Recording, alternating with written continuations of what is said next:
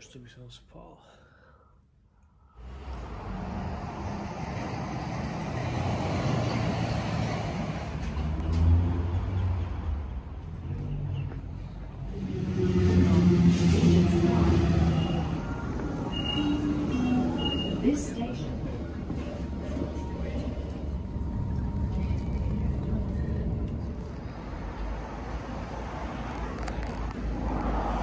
Dneska je asi nejaký sviatok, lebo mi aj písal včera šéf, že budeme robiť kratšie kvôli nejakému Melbourne Cupu, také niečo. Neviem vôbec, čo to je, ani som to nepozeral.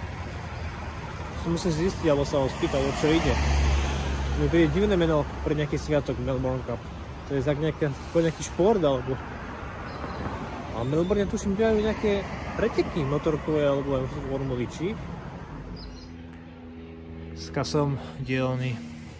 Také konštrukcie, ale neviem to kedy bude. Je nejaký ten, čo som to spomínal, Melbourne Cup, je to nejaký konský závod. Nejaká tradícia, to je blbosť. Čo sú to lastovičky, alebo čo to je? Netopiere? Dneska je vlastne moja robota toto. Nič úplne jednoduché, len pichnúť dovnútra a zaváriť úplne simple. Teraz som si rezal vyplne, takže dneska pohodička, super. Sám si to tu robím.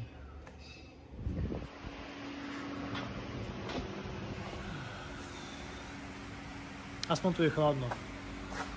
Nemusím robiť na slnku. Dneska je dobré teplo vonku. Som tam bol. Tu je lepšie. Aj zajtra tu budem teda pokračovať. Už mi ostávajú len 4. Ale to asi zajtra urobím. Zajtra tu budem robiť na tom 2 hodiny.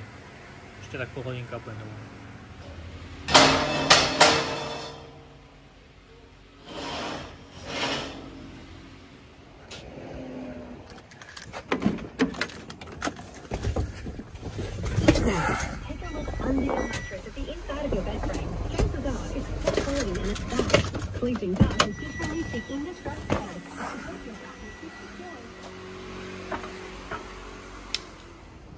Zavreté, 14:40, ide sa na autobus.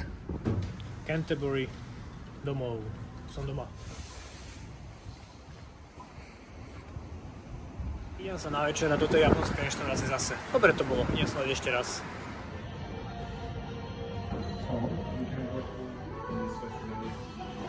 Bolo to vynikajúce zase.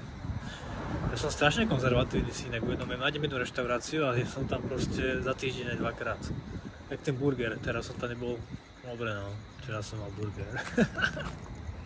A smejem sa sama svojich vtipoch. Mi to asi ozaj drbe. A rozprávam sa s telefónom. Toto je za mnou zle. Mal by som vyspať.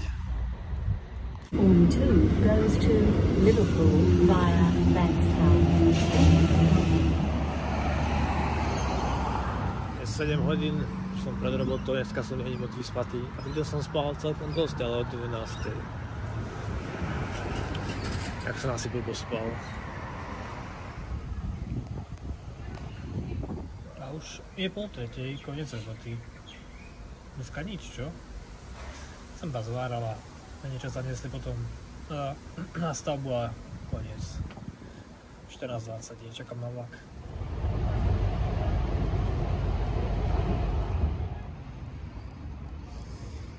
Už je po robote, ak asi vidieť, už som nasprchovaný, ja som sa oholil. Našiel som si na Marketplace bicykel za $50 za spávku vedľa, čo je asi 5 minút vlakom, tak idem sa len pozrieť. Lebo bicykel aj tak chcem aj jedno v podstate aký, hlavne aby vydržal cestu na pláž a naspäť, čo je tých 8 km a $50 nie je tak veľa. Tak uvidím. Na fotke vyzerá fajn, aspoň sa prejdem. A tiež bicykel je jedna z častí, to je mobilnú palacínkareň potrebná. Ale pre tú palacínkareň mobilnú, som na tým rozmýšľal, by som chcel taký ten vozík, čo je za bicykel, kde sa tam dajú deti. Som zobral konštrukciu a si tam urobil vlastnú konštrukciu. Je to ľahké, sa to zapne za každý bicykel a sa to dá všade skladovať, takže bicykel budem potrebovať, aj mi jedno aký, tak sa idem len pozrieť.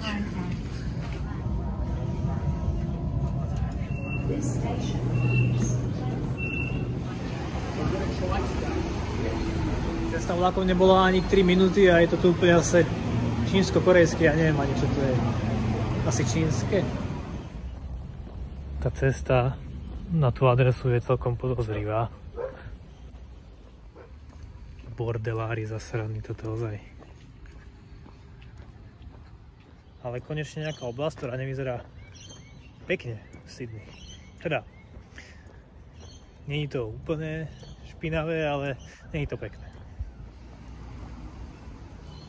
No ale východ z tej uličky vyzerá celkom pekne na to všetko. Tak v tomto debe by mal ten bicykel byť. To sa buď niekto sťahuje, alebo sa to niečo stalo. Som ho zobral. Vyzerá byť dobrý, funkčný, detko taký starší, či vidne ho nepoužíval. Tak z 50 som ho dal na 30, takže za $30 mám bicykel. Snaď poslúži. Takže konečne sa už môžem pohybovať trošku rýchlejšie aj po okolí. Pokiaľ mi ho niekto neukradne.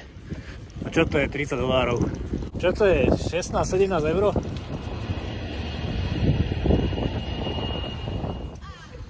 Tu som bol aj včera. Alebo včera? Neviem už. Tak to je on. $30 bicykel. Prehádzačky fungujú obidvoje. Má niečo za sebou už ten bicykel, ale za $30 čo je to ber, jak zadarmo.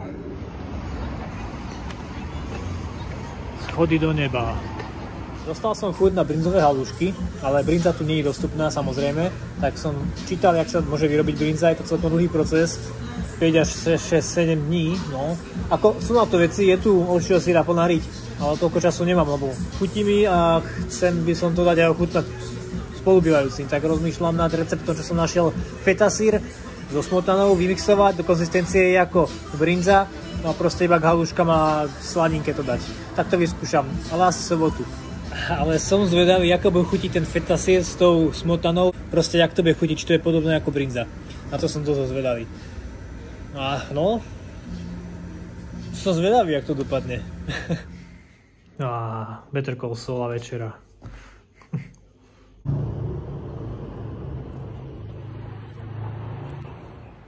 Už je štvrtok. Ty brdo, už je štvrtok, dobré. Tento týždeň celkom letí. A už som v robote. Tá posilka už funguje, cvičia. Po prepočte je toto myslím okolo 1,40 € za diesel, za liter. Hovno, dokonca 1,30 za liter diesel.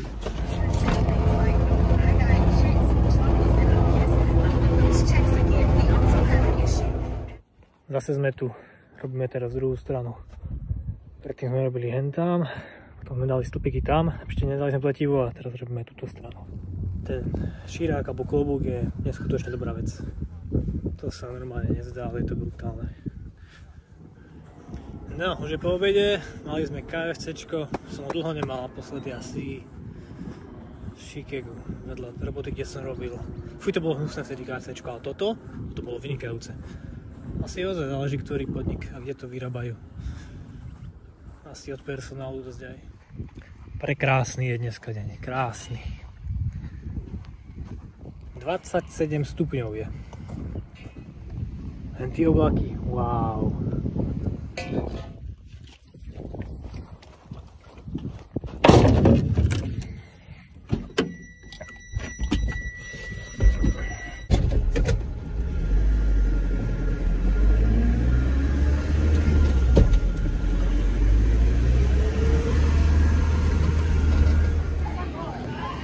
Prichádza veľká búrka. Wow, ale ako vyzerá to fakt dobré. Hento je môj vlak v pozadí.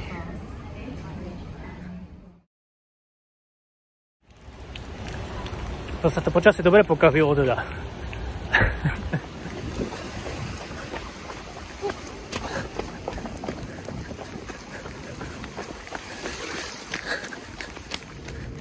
No, už som sa rozprchoval a už som vo vlaku.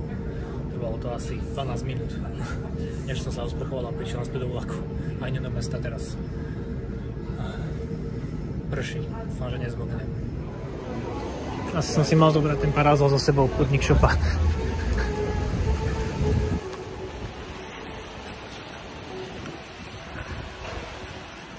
No, tak neprší moc silno, len tak kvapka, ale aj tak to otravné.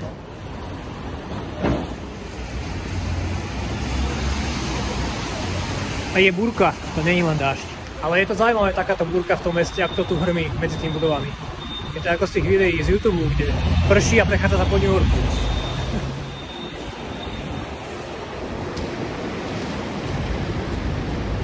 Clock Tower. No, paličky. Chopstick.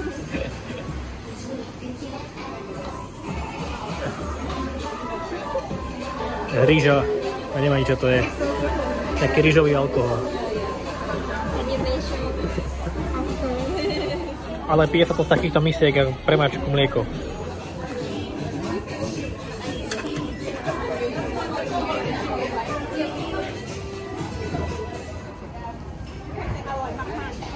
Tuto to nevyzerá úplne zle.